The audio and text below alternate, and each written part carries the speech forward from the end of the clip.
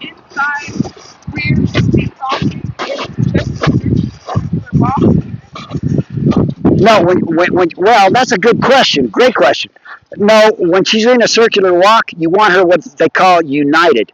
In other words, she's walking as balanced as she can. Now she's on a tight circle. This is a little 10-foot circle. So she's not going to be she's not going to be putting the left hind foot into the track into the left front foot. She's going to be stepping slightly in just because her body's kind of right. You don't want to be. She shouldn't be stepping over towards the right front foot. That's too much. Too much. Yeah, so you want her walking united for the circle she's on. So get her into a nice circle, and then when I'm asking at that quarter to see that cross, and then from there, once we've kind of established that cross, then I can start moving her, kind of snaking in with the front quarter. Yes, and here's how you can better increase the probability of that inside hind foot stepping in front of the outside hind foot. You can be a big influence on that, or you can be a bad influence. Yeah, hindrance. That's it. Yeah, thank you. So the influence is this: when that foot is leaving the ground, I ask her to step through. It's already leaving the ground. It's easy for her to step through. If your timing is bad, and you ask while that foot is down, no telling where she's going to put that foot. She's going to move it and try to balance herself. It could be behind. You may luck out and get it in front. But here's how you almost ensure it. I won't ask until that left hind foot starts to leave the ground. Now I'm saying step in front of the right hind foot. Step. See, it's when the foot leaves the ground is when you ask. So it's like juggling, right? Or doing this and doing that, and all that. It's like you got to have them going in a circle, calmly and paying attention and connected, and have a lively, rhythmic, calm walk. Number one. Number two is you got to learn how to time up with that inside hind foot prior to asking them to move their hip away. And thirdly, before you do any of that, as you ask, you got to bend their head in slightly, maybe to a 15 to a 45, somewhere in there, so that it'll enhance the ability for them to step that hind quarter over. If their head is straight, like I showed you before, they're not gonna do it right because they're straight. So I gotta bend, and I'm timed up with the foot. See, but I've been doing this a long time. I couldn't do that in the beginning. I just couldn't. I'm very compartmentalized the way I think. I'm a typical man. I look at one thing, and the rest of it falls apart, and I'm good here, and everything falls apart. So I had a hard time, but boy, I didn't weaken. And believe it or not, pretty soon, before you know it, it starts to come. It starts to come. But you got to practice and practice and practice. And you'll practice wrong, but as long as you know you're practicing wrong, then you can, in other words, observe, remember, and compare. Think about those three things, you guys. Observe what you're doing. Remember maybe the last time you did it, or the last time you made the circle, it wasn't right, and then compare the two and make the adjustment necessary to get a correct answer, right? Observe, remember, and compare. That's the three keys to the learning with horses especially, that really helped me. Bend his head, wait till hind quarters, wait until that inside hind foot comes off the ground, and then I ask it to move away. Because see, and then I want to show you the bridge. The bridge is when we get on, you'll do the same thing. It's a great warm-up exercise. You'll be doing the same thing from their back that we're doing on the ground. And if you can see it from the ground, and you can see your horse at a different position, and you learn how to adjust your body, because a lot of it's about angles, being in the right angle. The other thing I didn't tell you, while I'm remembering,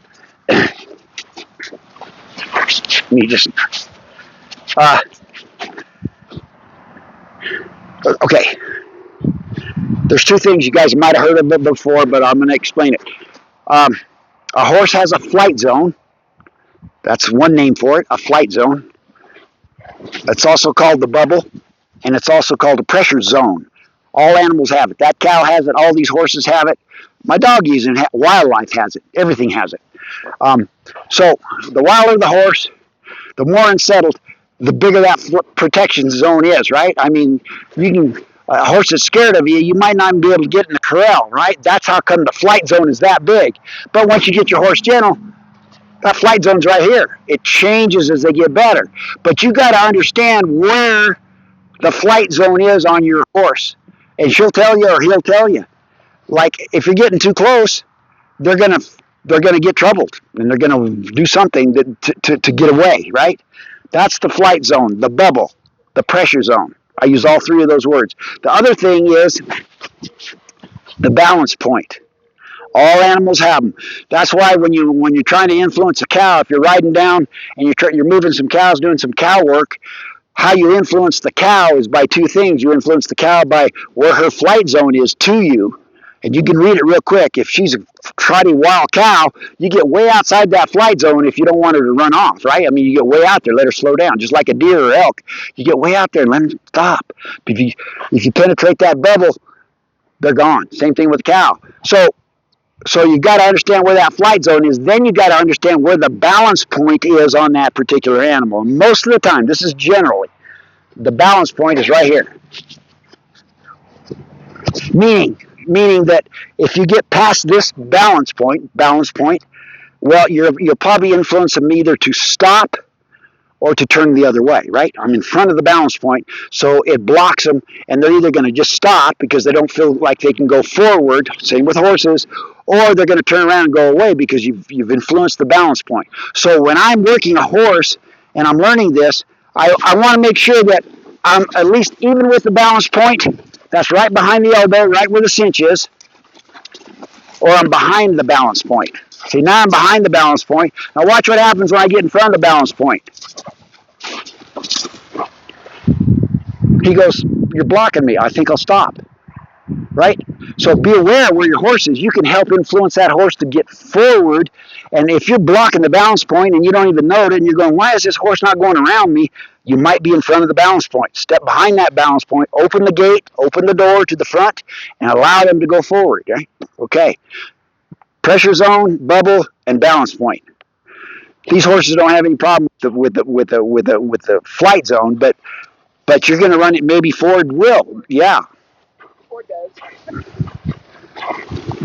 Okay. Front and hind, you guys. Front and hind, or hind and front. Let me say hind and then front.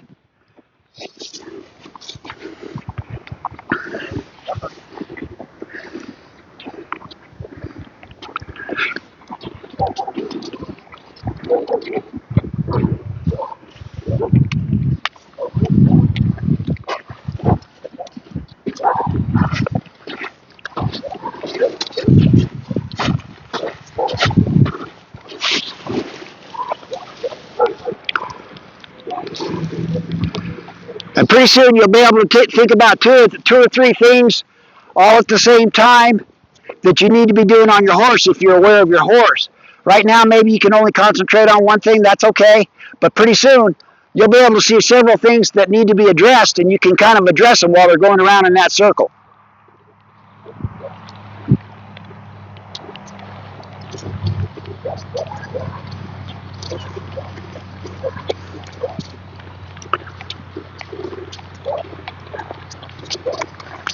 Balance point, balance point. Are you behind the balance point?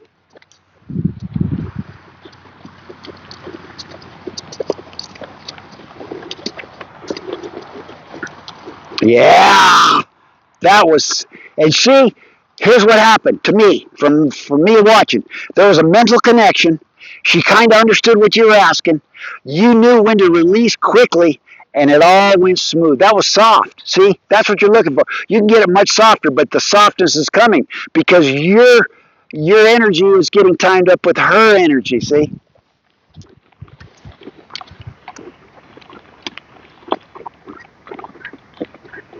If there's any questions, let me know.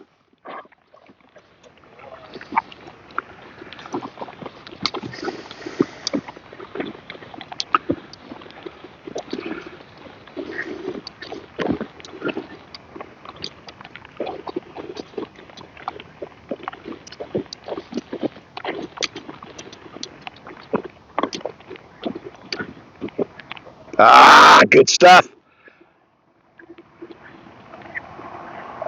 Give her a moment there. Give her a moment. Yeah. Okay, and I'm going to show you. I hope it doesn't get worse. Do you need to get a coat or anything? You okay? Okay. Feels pretty good, huh?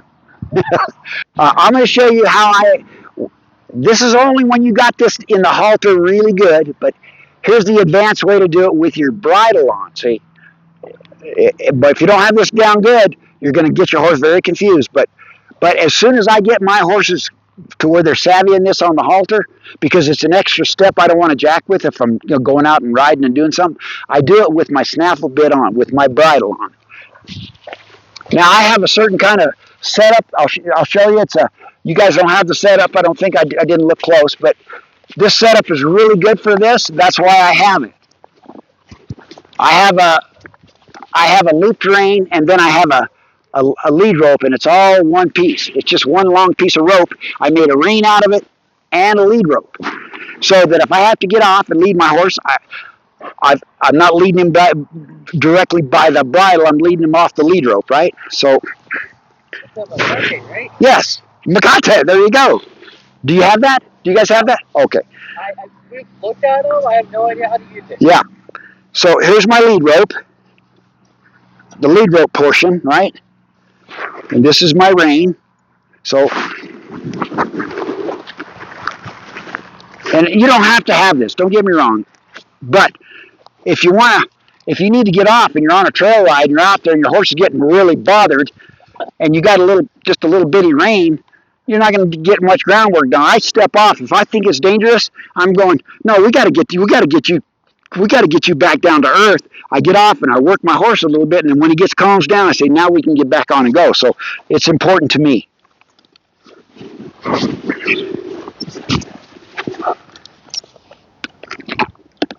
And I want my horses to bridle. It's like that. And it took a long time to get him to bridle. See how he puts his head down? He reached for that snaffle bit himself. That's taught just like all this other stuff is taught. That's why I call it horsemanship, because it's everything. Everything is connected, and I don't leave anything out. I sure don't try it anyway. Let me put it this way: I try not to leave anything out. From catching them, to bridling them, to riding them, to leading them. Okay. See my loop rein, right? Like a roping rein, right? So the way I do it, just to keep it so he won't step in it. In case he got startled and he run off, I don't want him stepping through my bridle rein, so I just loop it over here's my lead rope.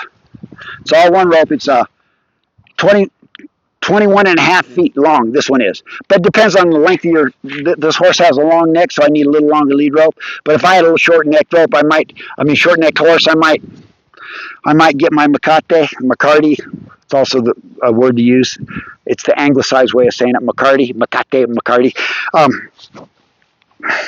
I might get a little shorter, but anywhere between 20 and 22 feet long should get you in the ballgame. I made this myself. It's a horrible job, but I wanted to braid one. This is hand braided. All my Macates I get hand braided. You don't have to get that. They're very expensive.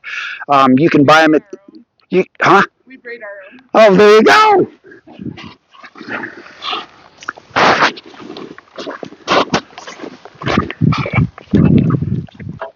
Okay, so I'm just going to continue this, showing you how you might do it with this setup with your bridle on.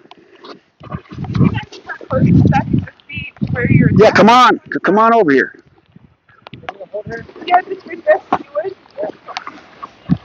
This is actually really cool because we've never known how to work with them. We had no idea how to do Oh yeah, this is my favorite. I love it. And I wasn't good with it. I started out with split reins. In Arizona, everybody split reins. Cowboys out here. Yeah. So I had to learn.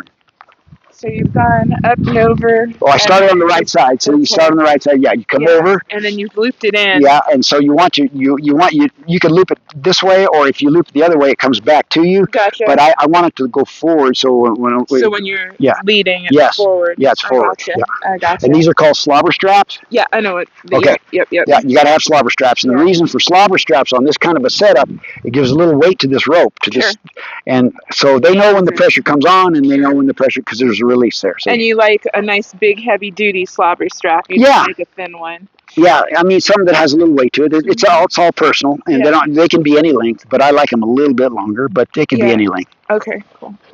And you can make them out of a latigo. Take an old leather latigo. We tool leather, so Yeah, bend it in cut half. ourselves. Yeah. You just bend it in half, make your own, and make a hole there, and you got Right. you got slobber straps. Right, exactly. Yeah. Exactly. So, Oh, buddy. so same thing. I'm gonna drive him a little bit because he was a little slow on the departure. I want, like I said, a second and a half. I want him to come on a little bit more light. There. Cross over. Step 2. Now here's the interesting part. I'm on the opposite side of a snaffle bit. So if I pull, theoretically, here's how a snaffle bit works. And if you already know, just bear with me. It's direct. It's direct pull, right? You ask him to go right, you pull on the right rein, right? And he relieves. He goes. If you ask him to go left, you draw on the left rein. Now, if I want him to bend right when I'm disengaging those hindquarters, I'm pulling counter. See, he should be bending his head left. So that's why I say you got to get it done in the halter first, because when I'm on this side, I do less with physical and it's more with my body. I'll show you what I mean. He knows it, and once they know it, doesn't matter. See how he? So I'll just come in and influence him more with my body and less with my hand, so that I'm not pulling him this way and asking him to go that way. Right. It's counter. Yeah, counterintuitive. Yeah. That's the only thing you do. And if you had a pair of split reins, I wouldn't have any problem.